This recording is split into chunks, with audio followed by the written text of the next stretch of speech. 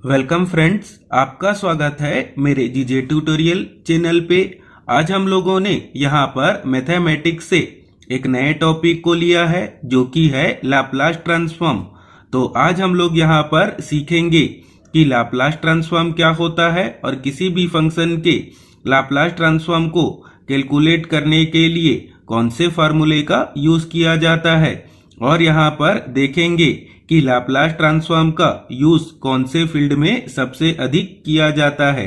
तो आइए स्टार्ट करते हैं आज के इस टॉपिक को, जो कि क्या है लाप्लास ट्रांसफॉर्म। अब हम लोग यहाँ पर सबसे पहले समझेंगे कि लाप्लास ट्रांसफॉर्म क्या होता है और लाप्लास ट्रांसफॉर्म के द्वारा कंटिन्यूअस टाइम डोमेन फंक्शन को एस डोमेन या कॉम्प्लेक्स फ्रीक्वेंसी डोमेन में किस प्रकार से चेंज किया जाता है। तो हम लोगों को लाप्लास ट्रांसफॉर्म कैलकुलेट करने के लिए कंटिन्यूअस टाइम डोमेन फंक्शन का पता होना चाहिए या दिया होना चाहिए। यहाँ पर अब हम लोग देखेंगे कि कंटिन्यूअस टाइम डोमेन फंक्शन को किससे डिनोट किया जाता है। तो यहाँ पर हम लोग लिखेंगे कंटिन्यूअस टाइम डोमेन को डिनोट किया जाता है एफ ऑफ टी से। और जब हम लोग इस continuous time domain function F of T के लाप्लास ट्रांसफॉर्म को कैलकुलेट करेंगे तो उसको किस प्रकार से लिख पाएंगे। तो यहाँ पर पहले हम लोग एरो का साइन लगाएंगे और इस एरो पर हम लोगों को लिखना होगा लाप्लास ट्रांसफॉर्म के लिए एल टी। और जब हम लोग इस एफ ऑफ टी के लाप्लास ट्रांसफॉर्म को कैलकुलेट करेंगे तो लिखेंगे एल ऑफ एफ टी। तो किसी भी फंक्शन के लाप्लास ट्रांसफॉर्म को कैलकुलेट करने के लिए इस तरीके से लिखा जाता है। कैसे लिखा जाता है? Laplace transform of F T is known as L of F T. अब हम लोग यहाँ पर आगे देखेंगे कि किसी भी कंटिन्यूअस टाइम डोमेन के फंक्शन एफ ऑफ टी के लाप्लास ट्रांसफॉर्म को कैलकुलेट करने के लिए कौन से फार्मूले को यूज करना होता है, जो कि इस प्रकार से है। तो यहाँ पर हम लोग लिखेंगे L of F T is equal to, सबसे पहले इक्वल का साइन, और इक्वल के साइन के बाद हम लोग यहाँ पर बना लेंगे इंटीग्रेशन का साइन, और इस इंटीग्रेशन पर हम लोगों को लिमिट लेना होगा 0 से लेके इन्फिनिटी। और यहाँ पर हम लोगों को लिखना होगा F of T E to the power minus S T D T.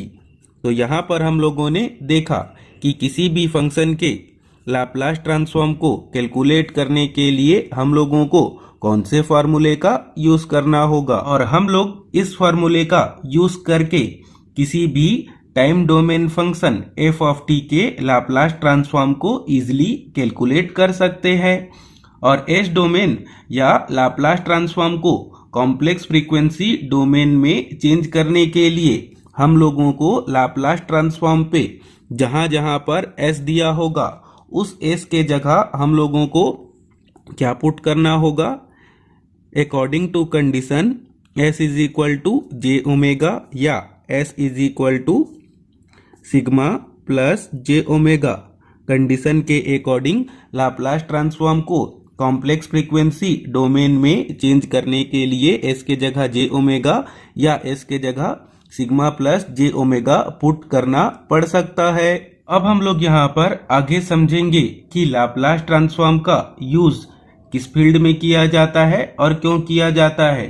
तो जैसा कि हम लोग जानते हैं कि लाप्लास ट्रांसफॉर्म अप्लाइड मैथमेटिक्स का भी एक पार्ट है, जिसके कारण इसको बहुत सारे इंजीनियरिंग फील्ड और फिजिक्स के फील्ड में इसका यूज किया जाता है, जिनमें से कुछ इस प्रकार से है। तो यहाँ पर हम लोग देखेंगे लाप्लास ट्रांसफॉर्म के कुछ एप्लीकेशन को, जिनमें से पहला क्या है, सॉल्विंग डिफरेंशियल इक्वेशन।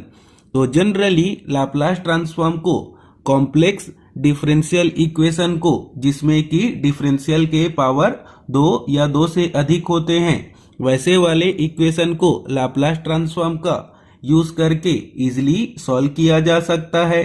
और दूसरे एप्लीकेशन को देखेंगे, जो कि क्या है, सर्किट एनालिसिस।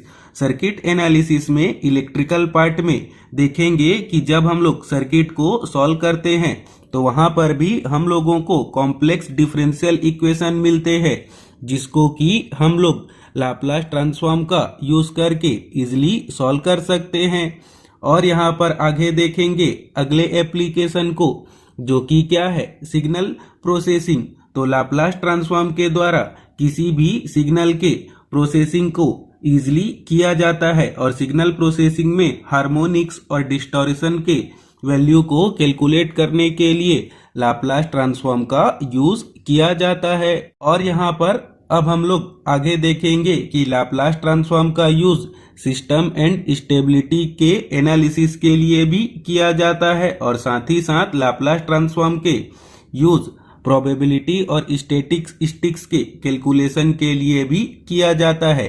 तो यहाँ पर हम लोगों ने समझा कि लाप्लास ट्रांसफॉर्म के क्या क्या एप्लीकेशन हैं। तो इसी के साथ ही हम लोगों का यह टॉपिक कंप्लीट हुआ, जिस पर हम लोगों ने सीखा कि लाप्लास ट्रांसफॉर्म क्या होता है और लाप्लास ट्रांसफॉर्म के द्वारा कंटिन्यूअस टाइम डोमेन फंक्शन को फ्रीक्वेंसी डोमेन या एस डोमेन में किस प्रकार से चेंज किया जाता है। और साथ ही साथ हम लोगों ने यहाँ पर समझा कि लाप्लास ट्रांसफॉर्म के कौन कौन से फील्ड में क्या एप्लीकेशन होते हैं।